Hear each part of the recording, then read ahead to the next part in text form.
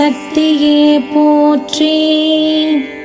ஓம் ஏரம்பன் தாயே துர்க்கையே போற்றி. ஓம் வேங்கை தனில் விரும்பியுரைபவளே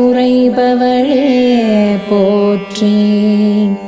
ஓம் வேதங்கள் வணங்கிடும் காந்தியே போற்றி. ஓம் ககனம் நிறைந்தாய் காருண்யே போற்றி. ஓம்